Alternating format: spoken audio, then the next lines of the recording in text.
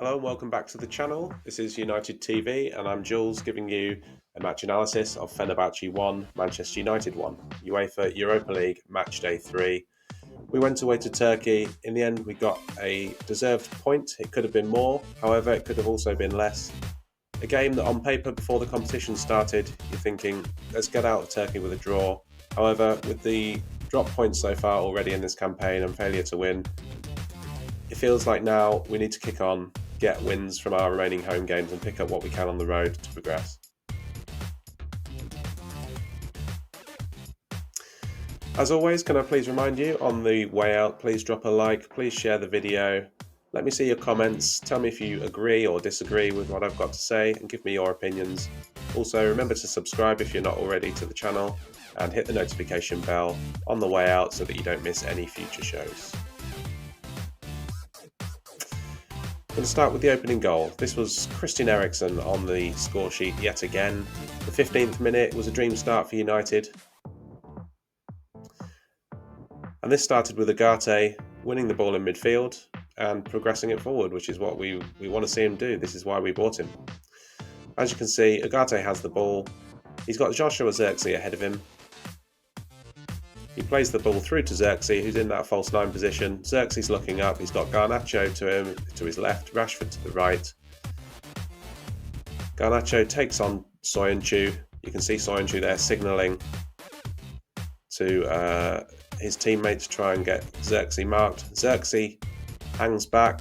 Mazraoui plays the ball to Zirkzee, who has the wherewithal to look behind him. He knows Christian Eriksen's there. Christian Eriksen is running into the box. He strikes a beautiful strike into the corner and it was 1-0. It was as simple as that. It was fluid football, a piece of football that you associate with Manchester United at their best, and this was a really good start to the match for United. So, just going to touch on Christian Eriksen, who was voted man of the match. So SofaScore rating of 7.8 out of 10. He had 69 touches, 82% pass completion, including 4 key passes, and that was his 4th goal in 10 appearances this season. So very good start to the season for Christian Eriksen. You can see on his heat map there, he was playing in the centre, but just to the right of centre. Agate was playing to the left, and so was Mazraoui at times as well.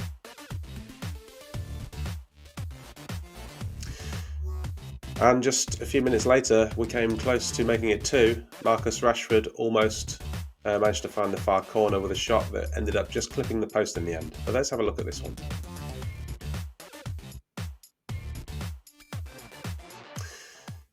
Christian Eriksen wins the ball in midfield and he holds off a Fenerbahce player, and what he's going to do is try and drive into that space which I've marked with an arrow. That's where the space is. That's where he's going to be able to put another pass forward to either Garnacho on the far left or Rashford to the far right. This was the tactic throughout the game, was to get the ball in the middle and find those wide players high up on the flanks. Eriksen does well, holds off his marker and he breaks into that space. Rashford is now looking, can he pounce? Can he get in behind the Fenerbahce defence here? There's one defender who's deeper than the rest, so he's got plenty of room for staying onside here, Marcus Rashford. Eriksen plays the ball out to Rashford, and at this point Rashford is one-on-one with his defender. Good wingers here will attack the corner of the box. He's trying to commit the defender into backing into the box, at which point the defender can't make a challenge at risk of giving away a penalty. Rashford decides to go down to his right-hand side, the defender's left. There's also a covering defender in the middle, but of course as soon as Rashford heads for the byline, that central defender, which I've marked, is also going to drop to try and stop any ball that's played across. Marcus Rashford knows this, of course, and so what he's going to try and do here is he's just going to cut back inside on his left side. It leaves those 2 defenders out of the game. A lovely little Cruyff turn there. And Rashford has the whole goal to aim at on his left foot. He's weaker left foot, but still, I think he'd be expecting to do better here. He ends up clipping the far post. The keeper's rooted to the spot, as you can see. He's got no chance. It is great play from Rashford until the finish. And that's the difference between going 2-0 up and not. Just the width of the post there.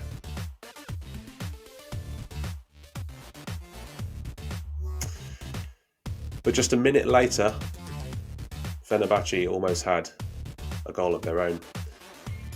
This came from poor defending from Diego Dalot, which I'm going to talk about in a minute, but also fantastic defensive work from Manuel Ugarte. It was a challenge, a last-ditch challenge, which was as good as a goal, and it saved us a goal. Fenerbahçe have the ball out on the flank. You can see there I've circled Fred, so the right back there is going to give the ball to Fred, who's looking to get on the ball as much as he can in midfield, alongside FENERBACHE, the two former Manchester United players, of course.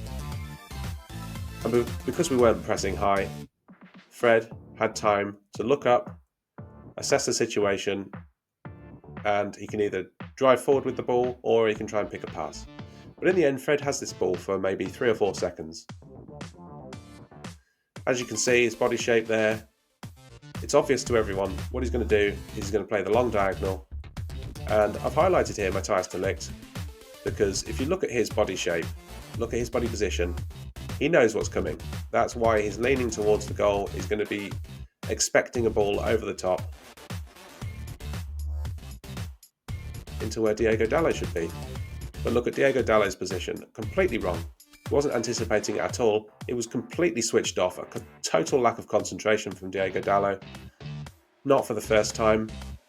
We've given him allowances because he's been playing at left back. We've been seeing similar situations arise at left back. But now he's back in his favoured position.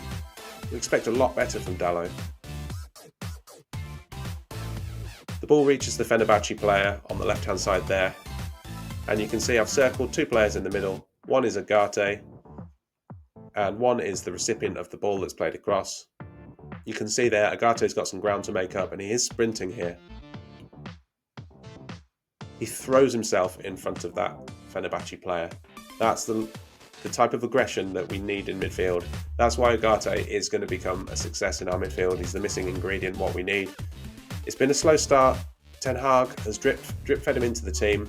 It's been stop-start with international duty and so on, but I think once Ugarte gets going in the team, he's going to be a really valuable asset there in the centre to play alongside a more creative player, which on this occasion was Christian Eriksen. But this was as good as a goal for Ugarte. It was really fantastic defending.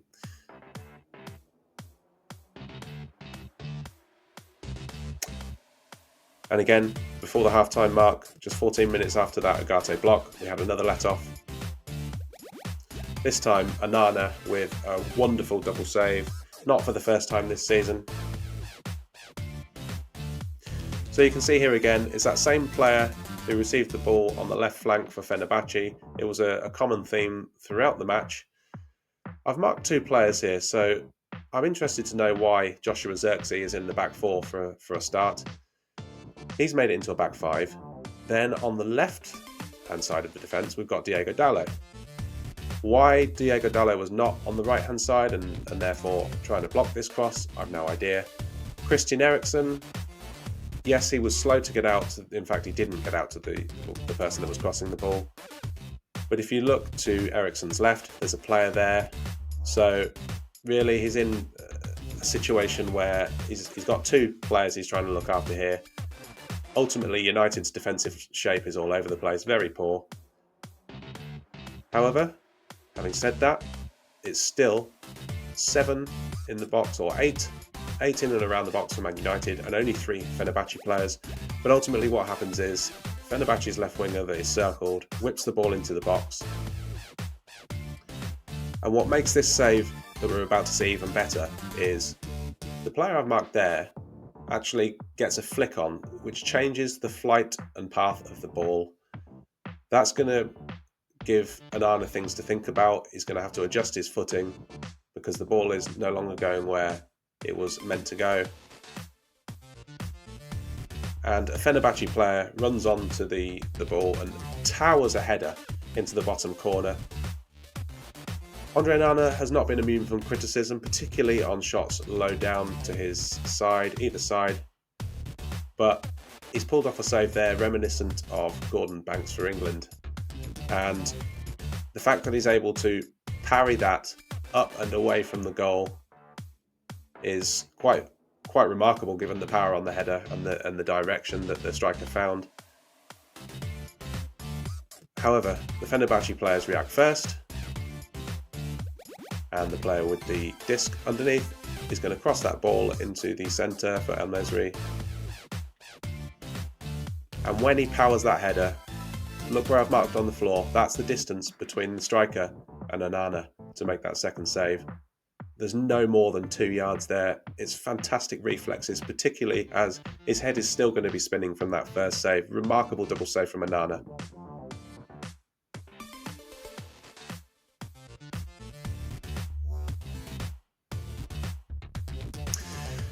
And unfortunately, despite the early warnings in the first half, United were finally undone in the 49th minute. El Nesri again showing his aerial prowess. But once again, this is avoidable, this is sloppy defending, and now we're about to see why. Once again, it's the same player out on the left-hand side. Diego Dalot, well actually this time it's St. Maximin, but Diego Dalot is way off St. Maximin here. He's supposed to be marking him, but yet he's 10 yards away here. Which, okay, if the ball's been transitioned over to that side, it's going to take Dalot maybe a few seconds to get over there if we're staying narrow. However, look what happens next. St. Maximin travels down the field. He's looking up for options in the box. Dalot is shaping as if he wants to stop that cross. But he's way too far away. He's nowhere near close enough from Dalot. That's really poor defending. And St. Maximin's able to just take all the time he needs to just put a ball into the box, where we see there El Nesri and Lindelof. Lindelof, really, he should have El Nesri in front of him, so you can question his positioning there. However, there is another player, which is Tadic, just on the edge of the D there, who I haven't marked, but he's just on the edge of the D. Ugarte's aware of him, however, Tadic is in front of him. Lindelof has maybe got one eye on Tadic, which means Martinez and Lindelof need to communicate here. There's a lack of communication. And what happens when this ball is played in is El Nesri gets off the back of Lindelof, who's no idea where he is now. Martinez can't get round to cover. And it's a header from point blank range. No chance for Onana.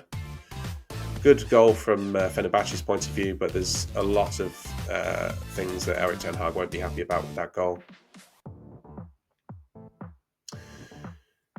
And ultimately after that, for the final half an hour, it was Manchester United trying to find the winning goal. Fenerbahce were happy to draw the game level. They were happy to put men behind the ball, and United couldn't find.